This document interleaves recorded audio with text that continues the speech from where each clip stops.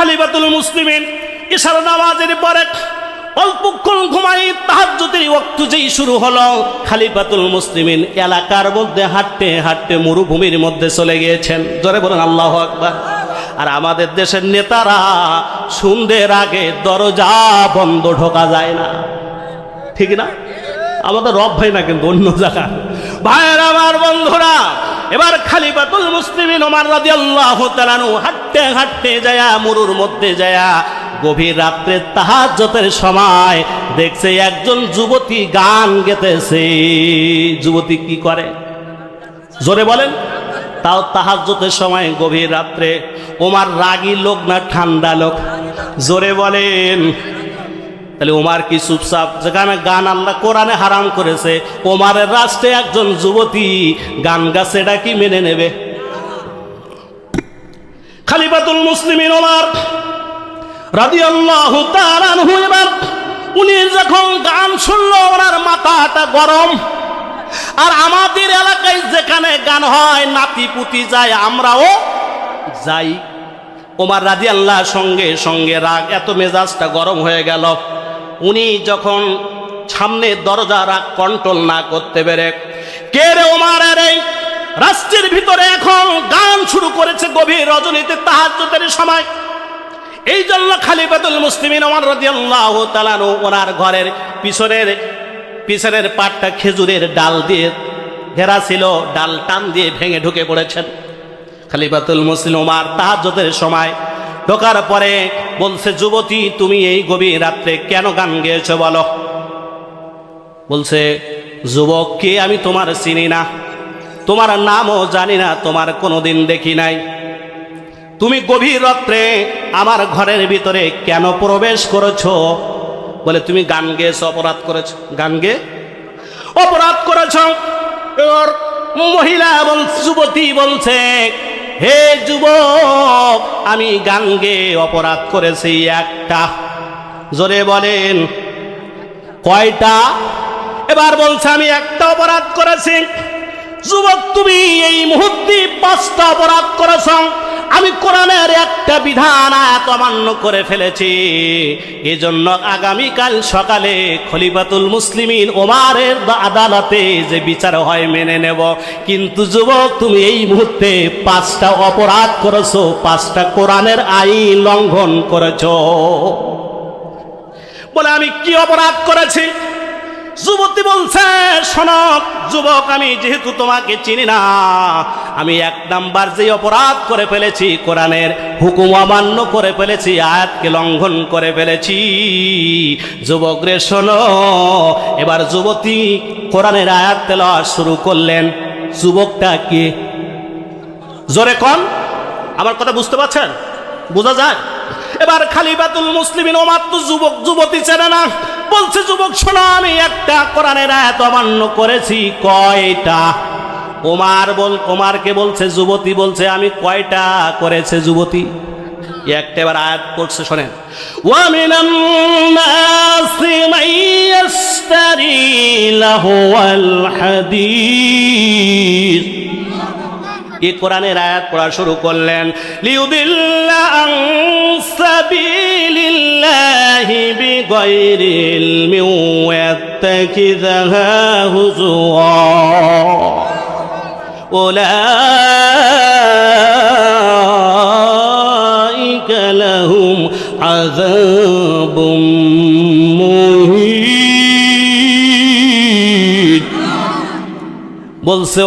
বলছে যুবক, আমি একটা কোরআনের সূরা লোকমানের 6 নম্বর 8টা বিধানটা অমান্য করেছে, এজন্য যে বিচার হয় কাল সকাল বেলায় খলিফাতুল মুসলিমিন ওমরের দরবারে যে বিচার হয়, যুবক আমি মাথা পেতে নেব। এবার যুবক তুমি শোনো, তুমি কোরআনের 5টা আয়াত অমান্য করেছো, আল্লাহর 5টা বিধান অমান্য করে ফেলেছো। কয়টা? ওমর এবার কোরআনের কথা বলার সঙ্গে সঙ্গে ওমানের মধ্যে কম্পন শুরু হয়েছে। বলছে মনে মনে, আল্লাহ যুবতীর একটা অপরাধ করলো, আমি আবার 5টা কোরআনের আয়াত কেমনে অমান্য করলাম? যুবতী কোন কোন আয়াত অমান্য করেছে আল্লাহ? শুনবেন না শেষ করে দেই বন্ধুরা আমার। এবার যুবতী বলছে, যুবক রে, তোমার চিনি না জানি না, বলছে, এবার যুবক বলছে খলিফাতুল মুসলিমিন ওমর পরিচয় গোপন রেখেছে, পরিচয় দেয় না। এবার খলিফাতুল মুসলিমিন ওমর বলছেন, যুবতী তুমি কি ওমরের নাম শুনেছো? বলছে হ্যাঁ। বলছে ওমর কি দেখেছো? বলছে না, জীবনে দেখি নাই, কিন্তু ওমর এমন একজন শাসক, ন্যায় পরায়ণ শাসক, মুসলমান জাহানের খলিফা, যে তার নিজের ছেলেকেও ও দুনিয়ার থেকে কোরআনের আইন অমান্য করার কারণে, মদ খাওয়ার কারণে নিজের ছেলেকে তার কোরআনের বিধান অনুযায়ী আইন প্রয়োগ করে দুনিয়ার থেকে বিদায় করতে দ্বিধাবোধ করে না। ওই ওমর তো সেই ওমর, ওই ওমর যুবক তুমি চেনো না? ওমরের দরবারে কালকে তোমার বিরুদ্ধে, তুমি আমার বিরুদ্ধে মামলা করবা একটা, আমি তোমার বিরুদ্ধে কাল যখন পূর্ব আকাশে সূর্য উদয় হবে তোমার বিরুদ্ধে পাঁচটা মামলা কেস করব। এবার 1 নম্বর মামলা বলছে আমি কোন আয়াত অমান্য করে ফেলেছি। যুবতী তুমি বলো। এবার ওই যুবতী বলছে, যুবক রে তুমি শোনো, পবিত্র কোরআনুল কারীমের 24 নম্বর সূরার নাম হলো সূরা নূর। কয় নাম্বার? জোরে বলো মুসলমান, কয় নাম্বার? 24 নম্বর সূরার 61 নম্বর আয়াত তুমি এই মুহূর্তে লঙ্ঘন করেছো। জোরে বলুন আল্লাহু আকবার। এবার সঙ্গে সঙ্গে যুবতী আয়াত তেলাওয়াত শুরু করে দিলেন, ফাইদা দাখালতুম বুয়ুতান ফাসাল্লিমু আলা আনফুসিকুম তাহিয়াতাম মিন ইনদিল্লাহি মুবারাকাতান তাইয়্যিবা কাযালিকা ইউবাইনুল্লাহু লাকুমুল আয়াতি লাআল্লাকুম তাকিলুন। যারা জবান বন্ধ করে রেখেছেন আল্লাহু আকবার বলেন, বাড়ি যে কাল সকালে ফজরের নামাজের পরে বলেন, জোরে বলেন আল্লাহু আকবার। এবার যুবতী অপরাধ করেছে কয়টা? আর এই যুবক কয়টা করেছে? 5টা। এবার বলছে আল্লাহ, কি বলছে আল্লাহ? বললেন ফাইজা মানে যখন দাখাল তুম প্রবেশ করবে, বউতান মানে ঘরে, ফাসাল্লিমু তোমরা যখন কারোর ঘরের ভিতরে প্রবেশ করবে তখন প্রথমে সালাম দিতে হবে। কি দিতে হবে? খলিফাতুল মুসলিমিন ওমর, তুমি আমার ঘরে ঢুকছো, বেড়া ভাঙছো, আমার সালাম দাও নাই। কি দেও নাই? তাহলে তুমি কোরআনের 1 নম্বর যেই বিধানটা লঙ্ঘন করে ফেলেছো, সূরা নূরের 61 নম্বর আয়াত অমান্য করে ফেলেছো। এজন্য আগামীকাল সকালে যুবক তোমার বিরুদ্ধে খলিফাতুল মুসলিমিন ওমরের দরবারে 1 নম্বর মামলা হবে। তুমি আমার ঘরে ঢুকলা, সালাম কেন দিলা না? সালাম দিলে না। কিন্তু এবার আমরাও সালাম দেই কিনা? আমরা কি তাহলে বাড়ি যে আগামী কালকে যার বাড়ি যায় আর নিজের বাড়ি যায়, সবাই নিজের বাড়িতে সালাম দেব। এই সালাম দিতে বলেছেন কে? আরে জোরে বলুন কে? একটু 2 হাত উঁচু করে বলুন কে? নারায়ে তাকবীর। হাত নামান বন্ধুরা আমার। এবার খলিফাতুল মুসলিমিন ওমর তো ভয়ে থরথর করে কাঁপে, আল্লাহ আমি তো একটা আয়াত এই মাত্র অমান্য করে ফেলেছি, বুঝতে পারি নাই। খলিফাতুল মুসলিমিন ওমর রাদিয়াল্লাহু তাআলা আনহু এবার থরকম্প দিল, বলছে এবার বন্ধুরা আমার, আমাদের এলাকার অনেকে আছে বলে আসসালামু আলাইকুম, এরকম দেয় কিনা? ওর অর্থ কি জানেন? আপনি তো না জেনে বলেন আসসালামু আলাইকুম। সালাম আলাইকুম মানে না, উটের নাড়ি ভুড়ি আপনার জন্য, উটের নাড়ি ভুড়ি আপনার জন্য। আবার অনেকে সালাম দেয় আসসালামু আলাইকুম, আছে না? এরকম দেয় আপনার জন্য মৃত্যু হোক কি হোক, সালাম অর্থ কি? মৃত্যু কামনা করলেন, আবার উটের নাড়ি ভুড়ি চাপাই দিতে চাইলেন। আবার অনেকে বলে সালাম আলাইকুম, সালাম আলাইকুম, তার অর্থ হলো আপনার উপর গজব বর্ষিত হোক। আর আল্লাহ বললেন আসসালামু আলাইকুম ওয়া রাহমাতুল্লাহি ওয়া বারাকাতুহু, অর্থাৎ আল্লাহর আপনার উপর শান্তি রহমত বরকত নাজিল করুক। এই জন্য আমরা আগামীকাল থেকে সহি শুদ্ধভাবে যা তার বাড়িতে হুট করে ঢুকে পড়বো না, সালাম দেবো ইনশাআল্লাহ। তাহলে এবার ওমর যুবতী কয়টা কোরআনের আয়াত অমান্য করেছে? জোরে বলেন। আরে শেষ করে দে, আমরা থেমে গেছেন। আর যুবক করেছে কয়টা?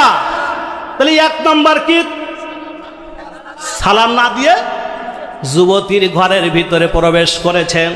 এবার যুবতী বলছে, যুবক রে, আমি তোমার চিনি না, নামও জানি না।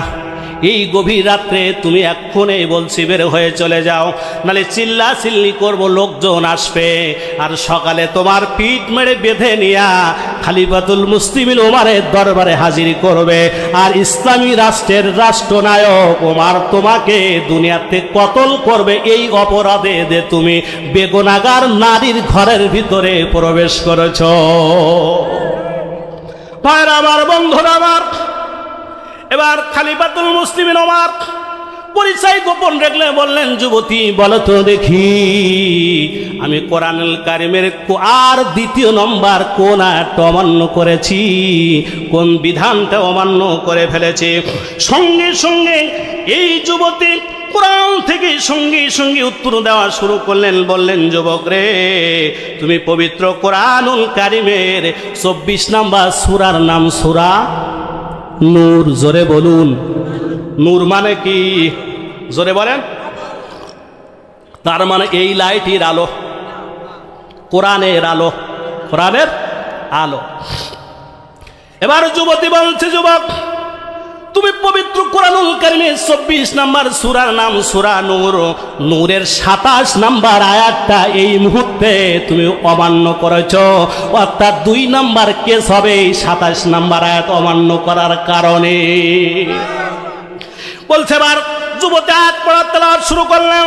ইয়া আইয়ুহাল্লাযীনা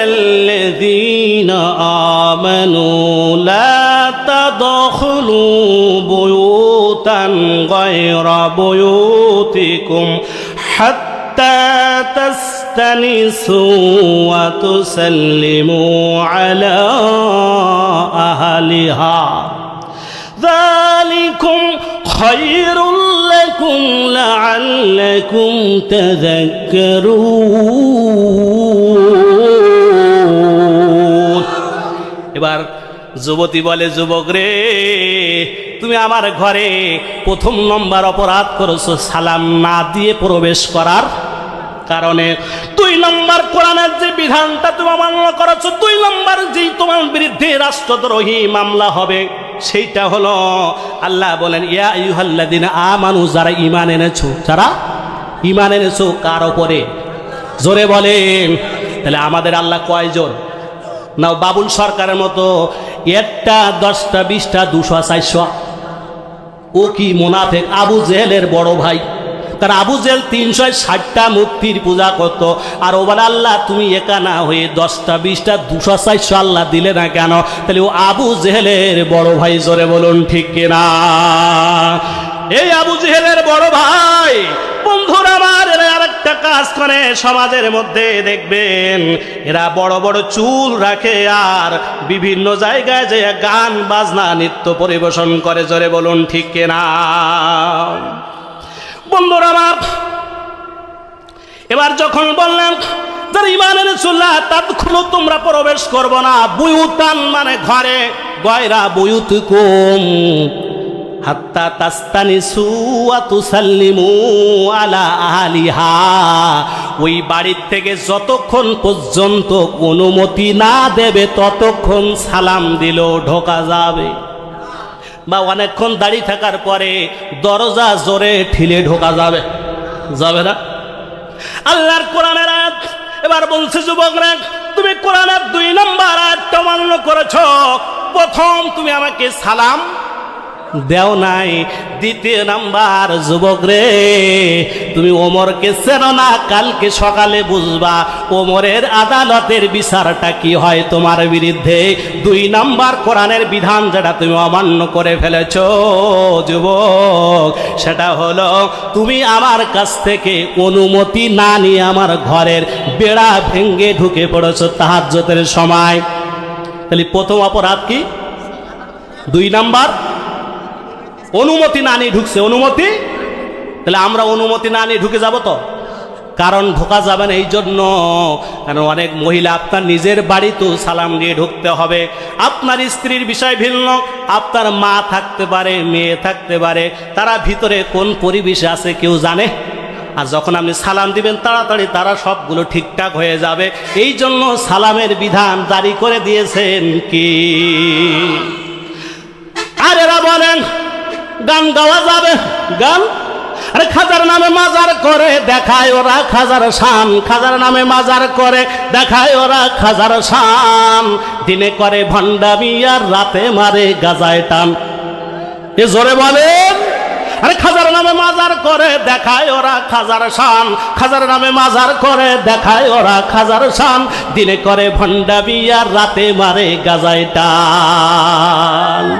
সারাদিন তারা বেলা বারখরু মাদের মেলা, সারাদিন সারা বেলা চলে শুধু মদের মেলা। আশেকে রসুল বলে দাবি করে সুন্নতের খবর নাই, আছে শুধু সুল আশেকে রাসূল, ঠিক না? আরে খাজার নামে মাজার করে দেখায় ওরা খাজার শান, দিনে করে ভণ্ডামি আর রাতে মারে গাজায় টান। মাজারে সারা বেলা চলে শুধু গাজার মেলা, মাজারে সারা বেলা চলে শুধু গাজার মেলা। সুন্নতের খবর নাই আশেকে রাসূল, এমন ভণ্ড বাংলাদেশে আছে কিনা? হক্কানি পিদ্দার মাজারে গান চলে, জোরে বলেন চলে। যারা ফুরফুরা শরীফের মুরিদ আপনারা বুকে হাতে বলেন ও জায়গায় গান হয়। যারা গোনাগারঘাটির পীর সাহেবের আল্লামা আজিজুর রহমাতুল্লাহ আলাইহির মুরিদ ওখানে কি গান হয়? শর্ষিনায় গান হয়, চরমনার গান হয়, নলতা শরীফে ঢোল বাজায়। তাহলে হক্কানি পীরদের মাজারে গান চলে না। এবার খলিফাতুল মুসলিমিন ওমর যখন বলছি যুবক যুবতীরে আমি তো 2টা বিধান অমান্য করেছি, তুমি বললা কয়টা? মনে আছে তো? শুনবেন দর্শে পড়ে আল্লাহুম্মা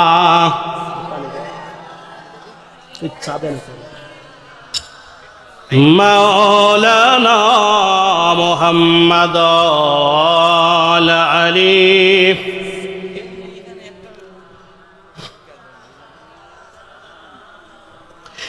এবার খলিফাতুল মুসলিমিন ওমর বলছে যুবতীর নিজের পরিচয় গোপন রেখে বলছে, যুবতী বলো তো দেখি আমি 3 নাম্বার আল্লাহর কোরআনের কোন আয়াত অমান্য করে ফেলেছি, কোন বিধানটা অমান্য করে ফেলেছি? বলো বলো বলো যুবতী বলো। বলছে বলবো তো এই জন্য কালকে খলিফাতুল মুসলিমিন ওমরের দরবারে যুবক তোমার বিরুদ্ধে এমন মামলা হবে যে মামলায় তোমার সূর্য উদয়ের আগে দুনিয়া ছাড়তে হবে। কার সামনে কার কথা? বন্ধুরা আমার, এবার খলিফাতুল মুসলিমিন ওমর বলছে যুবতী আমি 3 নাম্বার কোন বিধানটা আল্লাহর অমান্য করে ফেললাম। সঙ্গে সঙ্গে যুবতী কোরআন থেকে উত্তর দেওয়া শুরু করেছেন। জোরে বলুন আল্লাহু আকবার, আরো জোরে বলুন আল্লাহু আকবার। এবার 2 নাম্বার সূরার নাম হলো সূরাল বাকারা। সূরা, জোরে বলুন। 2 নাম্বার সূরার নাম তাহলে কি? সূরাল বাকারা। এবার খলিফাতুল মুসলিমিন ওমরের সামনে বলছে যুবতী বলছে ওমর, যুবতী বলছে যুবক রে, কোরআনে 2 নাম্বার সূরা সূরাল বাকারার 189 নম্বর আয়াতটা তুমি এই মুহূর্তে অমান্য করেছো, লঙ্ঘন করেছো। জোরে বলুন আল্লাহু আকবার। এবার খলিফাতুল মুসলিমিন ওমর বলছে, মনোযোগ আছে, মনোযোগ আছে। খলিফাতুল মুসলিমিন ওমরকে বলছে যুবক তুমি 3 নাম্বার জি আল্লাহর আয়াতের বিধানটা অমান্য করে ফেলেছ, সেটা হলো পবিত্র কোরআনুল কারীমের সূরা বাকারার 189 নম্বর আয়াতটা তুমি অমান্য করেছ। কয় নাম্বার? আপনার মনোযোগ আছে না? ভাইয়ের কাছে দিয়ে এসে গেছে, বক্তা এসে গেছে, হ্যাঁ উনি এসে গেছে, তো আমার সময় অনেকক্ষণ চলে গেছে।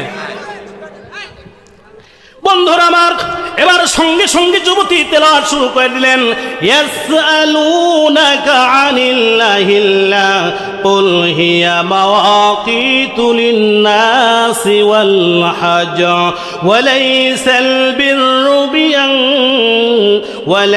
البر بأن تأتوا البيوت من جورها ولكن البر من اتقى وأتوا البيوت من أبوابها واتقوا الله لعلكم تفلحون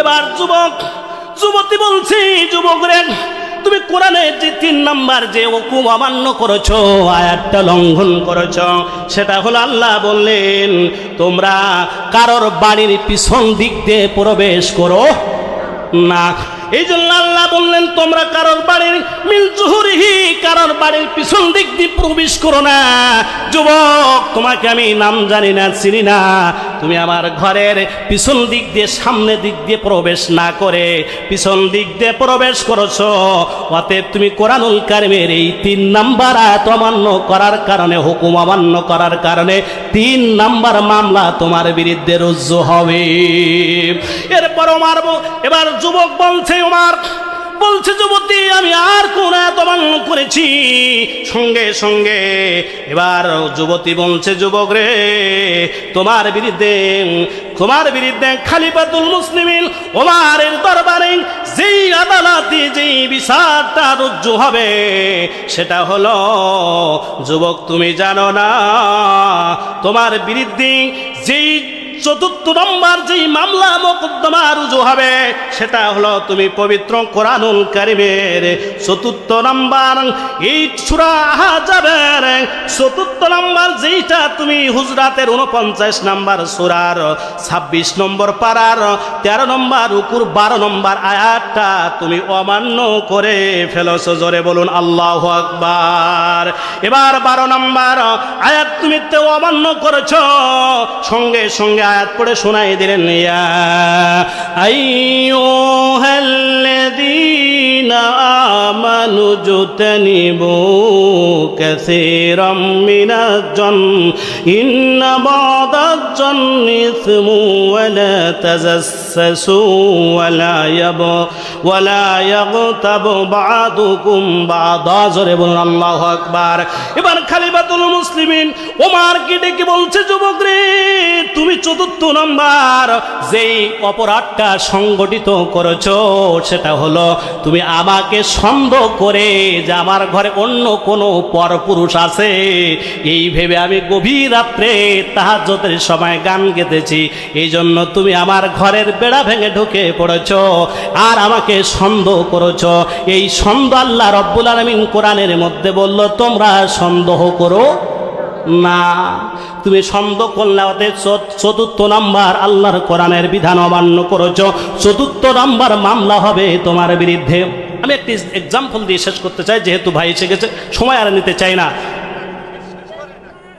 আমাদের একটা টাইম আছে শুনেন বন্ধু শুনেন দেখা হবে আবার দেখা হবে কোথাও না কোথাও চিন্তার কারণ নাই শুনেন বন্ধুরা 4 নম্বর বলল তুমি যে হুকুম অমান্য করেছ সেই হুকুমটা হল আল্লাহর কোরআনের বিধান হুজরাতের 12 নম্বর আয়াত তুমি অমান্য করেছো যুবক এই 12 নম্বর আয়াতে আল্লাহ বললেন তোমরা অন্যের দোষ তালাশ করো না আপনাদের সব মসজিদে ইমাম সাহেব আছে না অনেক জায়গায় এই মোবাইল আছে মোবাইলের টাওয়ার থাকে না এরকম জায়গা আছে না আছে কিনা টাওয়ার থাকে না এখন মনে করেন আপনাদের মসজিদের এই মসজিদের ইমাম সাহেব উনি যেই রুমে থাকে ওই জায়গায় মোবাইলে রুমে গেলে ভালো টাওয়ার পায় না উনি গড়ে আপনার চৌমুনি হাটে ওখানে যায় যে ভালো মেকার আছে ও যেই বলল মেকার ভাই আমার এই মোবাইলে আমার রুমে গেলে টাওয়ার পাওয়া যায় না এই টাওয়ার পাওয়া যায় না তখন বলল হুজুর আপনি একটা কাজ করেন একটা এন্টিনিয়ার কিনে ওই জায়গায় ঝুলিয়ে দেন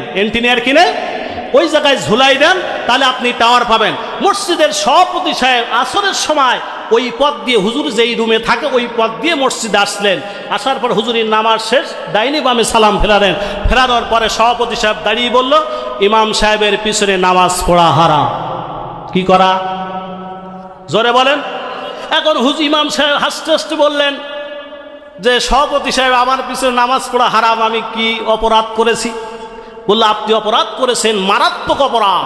কি অপরাধ? আপনার ঘরের উপরে দেখলাম এন্টিনা, নিশ্চয় আপনি ছবি দেখেন, আর যে ছবি দেখে তার পিছনে আমরা একটাদা করে নামাজ পড়লি, নামাজ হারাম।